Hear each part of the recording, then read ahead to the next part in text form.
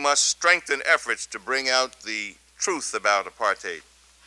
We need more news and information coming directly from Southern Africa, such as public television's South Africa Now program. Global Vision presents the television news magazine of Southern Africa. It doesn't exist on television, and it doesn't exist. I would actually appeal to the world that information is there and can be found. Because it is important that people know what is happening. On this special edition of South Africa Now, Preacher Power. Two of South Africa's best-known religious leaders speak out.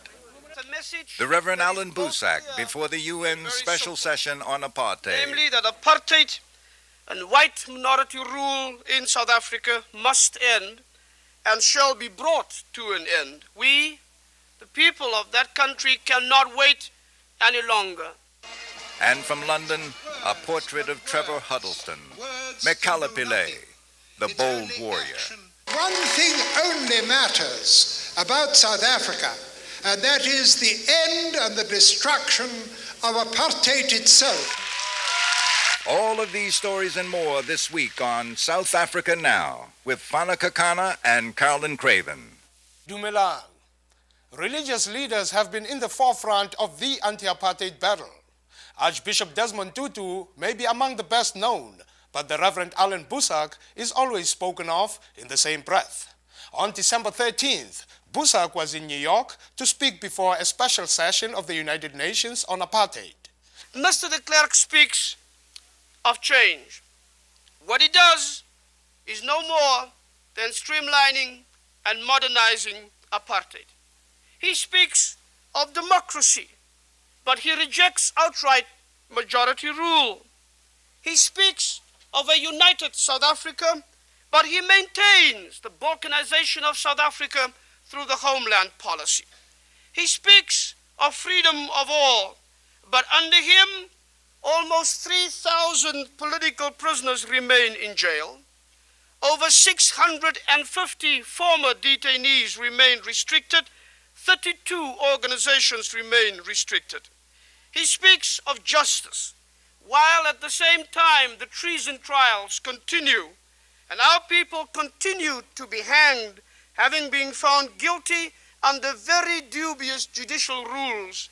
And Mr. de Klerk himself is now involved in suppressing the full truth about the death squads. He is involved, frankly, in a cover-up operation. Now this is the difference between Mr. de Klerk's meaning of what happens in South Africa and our understanding of it. I know that my colleague Dr. Max Coleman will today speak to you specifically about the ongoing repression in South Africa. Mr. de Klerk has done certain things, we know. I'm not saying that it is nothing that 8 leaders of the African National Congress have been released. But we must make a difference between what is clearly only the beginning of change and fundamental change itself. Returning God's beaches to all of God's people is not really nothing. But it has, you will agree, nothing to do with political power and the inalienable right of South Africa's people to determine our own future. While we were engaged in the action of desegregating the beaches, for the first time, probably because we don't get there very often, I saw what was written on those signs that claim the beaches for white people only. They said, this beach and the sea reserved for the use of white people only. And we thought, how perfectly ridiculous. Where do they find the right or get it from, not only to claim the beach, but also the sea for themselves?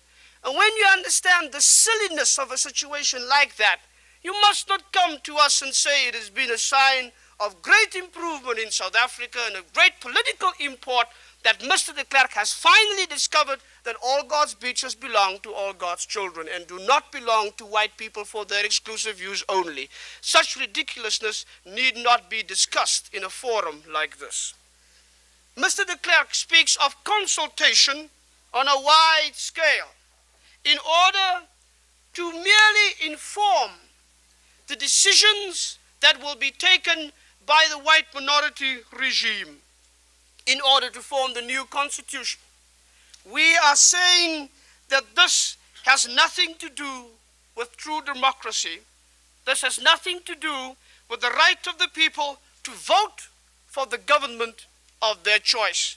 The time for consultations with a white minority regime which has long since lost its legitimacy in South Africa, for that minority regime to continue to make decisions for the majority of South Africa's people is clearly over.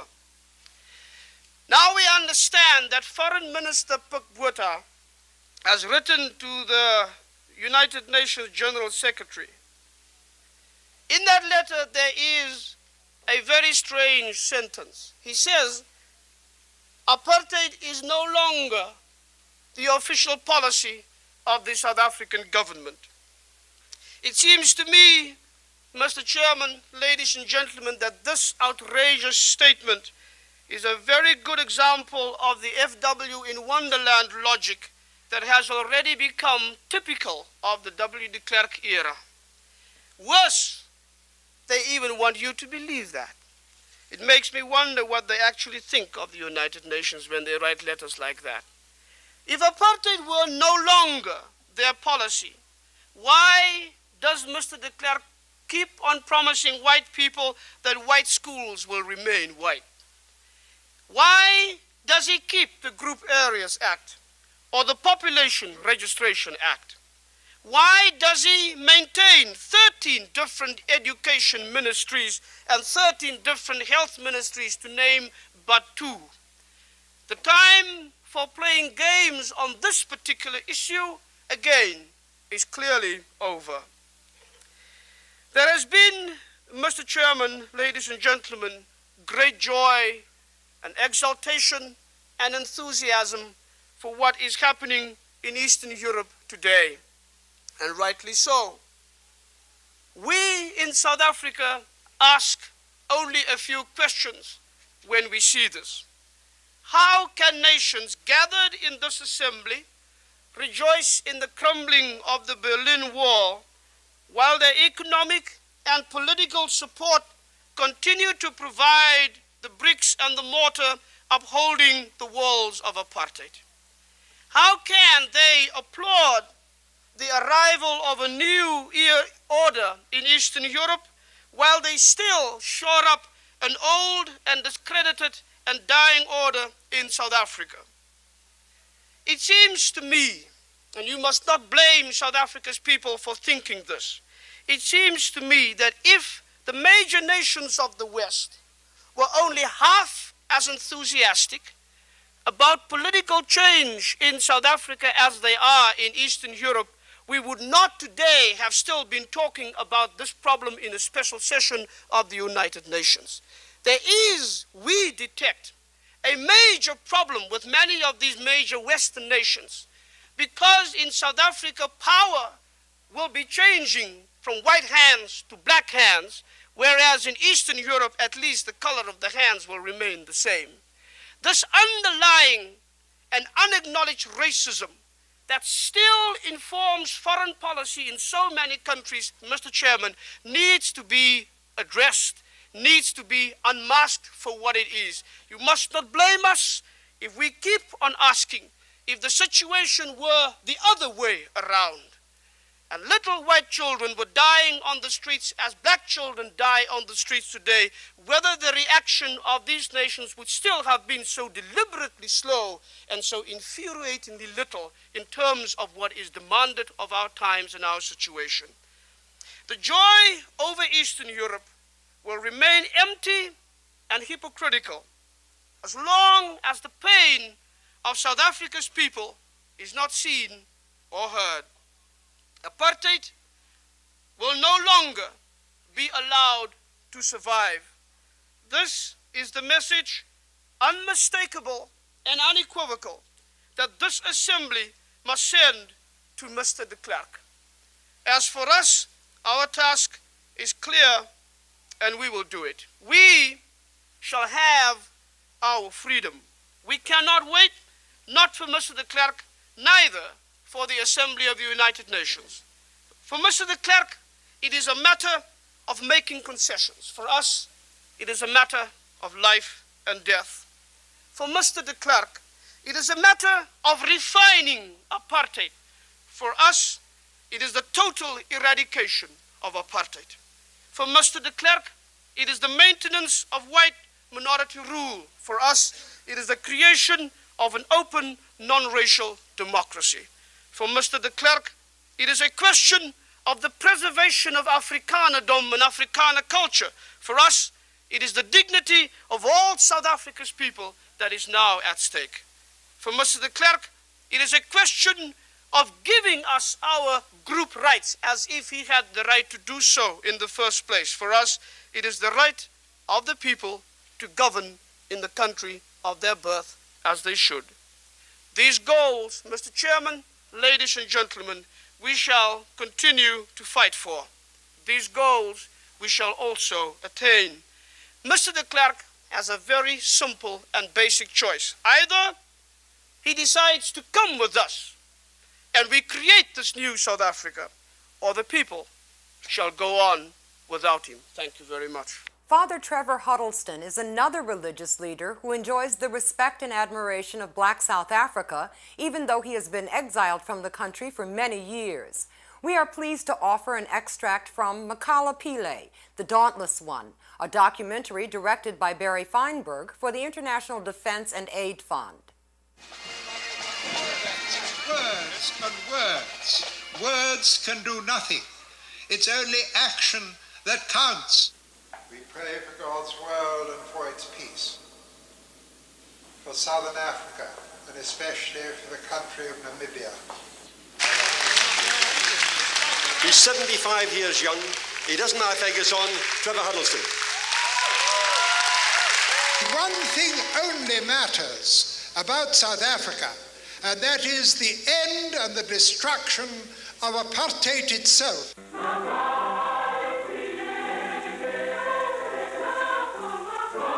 My beginnings in South Africa were extraordinary, really, because I was pretty young. I was just 30. I mean, pretty young for the job I was asked to do, because the new superior who had done the job before me sent me out.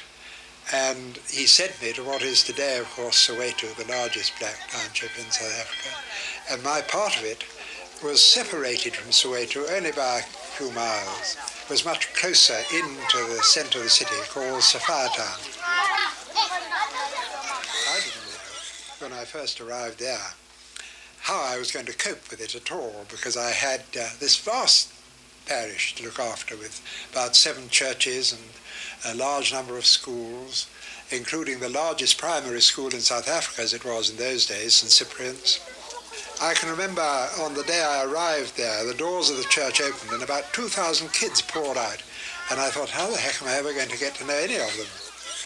There were always children around him. They were clinging to him. Sometimes they were holding his hand. Sometimes they were hanging onto his robe. And he didn't just tolerate them. He drew them into himself. He stopped to talk to them. He moved himself down to their level physically. When he walked through the streets of Soweto wearing a white cassock, he didn't remain white for long, because the urchins always grabbed at him, calling out, "Father, Father." The marvelous thing has always been to me that those kids that I looked after in those days are still in the forefront. I mean, Desmond Tutu was one of them. He was 13 when I first knew him. The very first time I saw him was when he came to address our assembly. It was VE Day, and here was this tall man who spoke about something that I hadn't heard before. I mean, he kept speaking about the Nazis. Then I discovered that, in fact, I had met him before.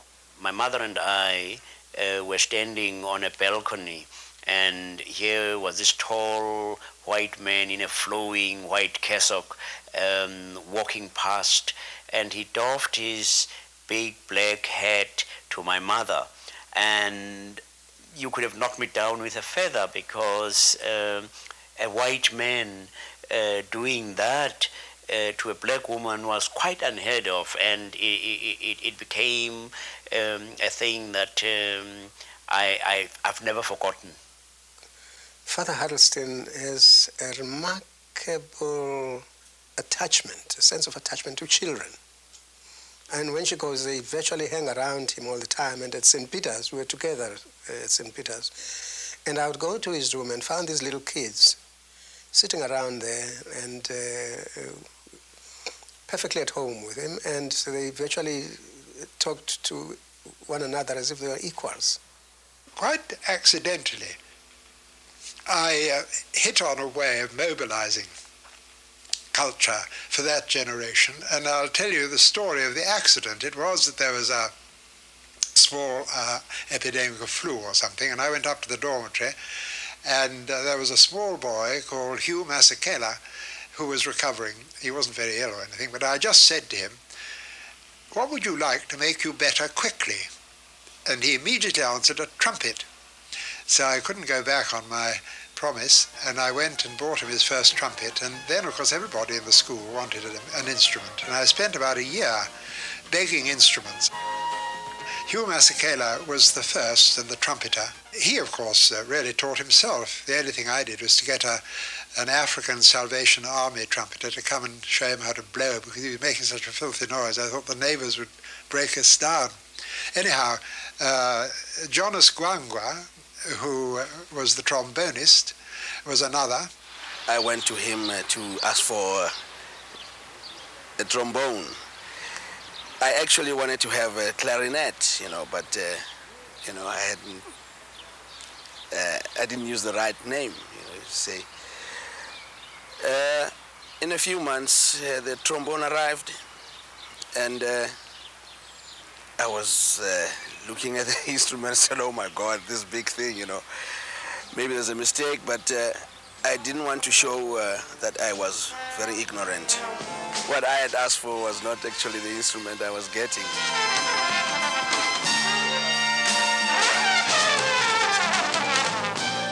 Gradually we built up a really first-class jazz band.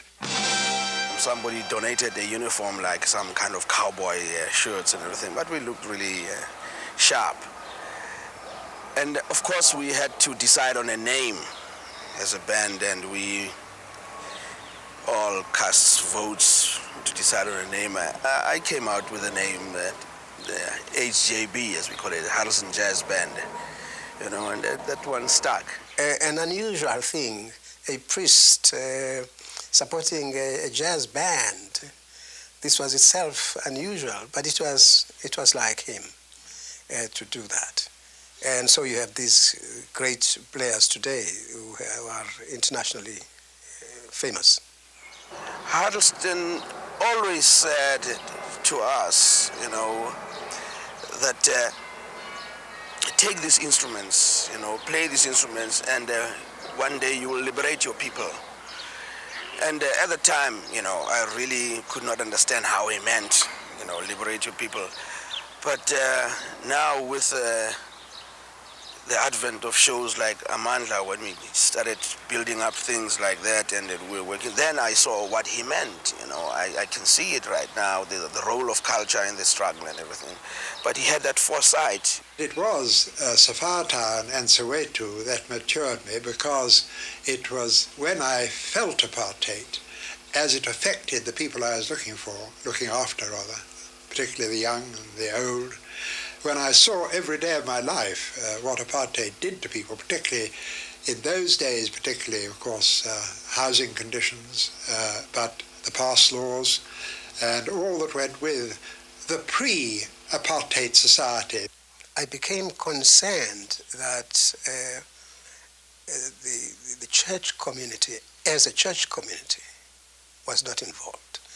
Now here was one person who was very, very deeply involved, and that gave me an idea that if there were more like him, if there were hundreds more like him, things would really move. Now, this was already in the era of apartheid, because he had come before 1948, before the nationalist victory, and this violence that broke out after 1948 was something new even for us, and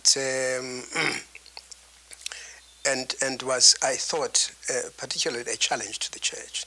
That was a crucial moment in 1948, in the general election of that year, when the Nationalist Party came to power. And it was then, of course, that all the major legislation, which today is apartheid, is structured apartheid, was passed. It was not until 1952 that I really came to take notice of him. Otherwise, I'd liked him as a priest. He was like any other. It was the challenge of the Defiance Campaign. And he and Yusuf Cachalia and myself were addressing a meeting of whites in Dara Hall. The idea being to call on them to form an organization which would, among whites, and organize whites to understand our struggle and to join our struggle and support it. He spoke brilliantly, and I was virtually hearing him then for the first time. And that's a meeting I can never forget, not least because of what he said then. I can remember it as clearly as anything, because it was then, and as a direct result, I suppose, of a build-up in myself of the necessity to act rather than just to observe, to act in a political way as well as being a pastor in a caring way, as far as one could do this. It must have been a rather special meeting. It was certainly very crowded, and it was from that moment that I identified with the ANC. The government was determined to remove all black spots from white areas, as they call them, and they picked on my parish. This was a population of something like 60 to 70,000, and it was known as the Western Areas Removal Scheme. That went on right through 1955, and the people were removed physically from their homes, and their homes were bulldozed out of existence. They were dumped on a bit of open veldt in meadowlands on the edge of Soweto, and there was nothing that could be done because the force used to remove them was very massive. That removal was the beginning of population removal, which has been going on ever since. Until today, 3.5 million have been uprooted and moved into what are now the homelands and so forth. So it was a very critical historical moment, and I'm thankful to have been there on the first day that it happened. I remember going out there early in the morning, and the lorries were all lined up, the police were there in great numbers, and they started straight away. I mean, they got the people out of their homes and started bulldozing them straight away. And this was the end of Soweto Town. For very many blacks particularly, he helped to retain the credibility of the Christian gospel. He was very much in the forefront of the struggle against the destruction of Soweto Town. And people will not forget him. He spoke up on behalf of those who could not speak for themselves, and really interposed his body, his whole self, between his parishioners, the people of Soweto Town, and the might of the South African government's forces. He made it possible for people to believe that not all white people were the same. And he was, of course, in South Africa and abroad, a kind of Gandhiite figure, putting across the whole idea that one mustn't cooperate with evil. And he personally made that decision, I think, in South Africa over the question of the Bantu Education Act, because when that education, which really meant indoctrination for the African people, came in, he made the decision to close down the schools, and fortunately the church supported him. And I think from then onwards, he just felt that he had to fight apartheid totally. The thing about him was that he was white. Well, we had whites in the struggle, but he was white. He was a priest. We had not had anything like this. And the people felt he should be honored next to Albert Luthuli, next to Yusuf Dadoo. And he was raised to that level. I think this is a measure of the impact he had made on those who were fighting apartheid. And history since then confirms that that decision was absolutely correct. We couldn't have made a better choice for the first award in modern times of the Isitwaland. In South Africa, of course, every question is a political question. I'm not a party politician, let me emphasize that. But I do believe that as a Christian, and particularly as a Christian priest working with Africans, I'm bound to use every weapon that comes to my hand to fight something which I believe to be completely and absolutely un-Christian. And if I'm called a political priest, well, that suits me. I don't really mind in the least. His name in the books of many is written in letters of gold.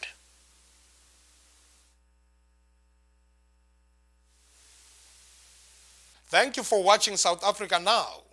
Next week, we'll have the latest news from South Africa and all of our usual features. We are grateful for all our viewers who have supported us during the last year and hope you will continue to spread the word about the program in the year ahead.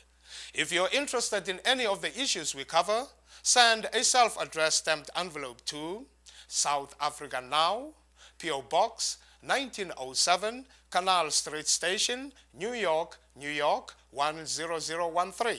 South Africa Now is produced by Global Vision on a non-profit basis in association with the Africa Fund. We leave you now with the music of one of Trevor Huddleston's students, Hugh Masekela. From all of us at South Africa Now and Global Vision, we wish all of you a happy new year and peace in the 90s.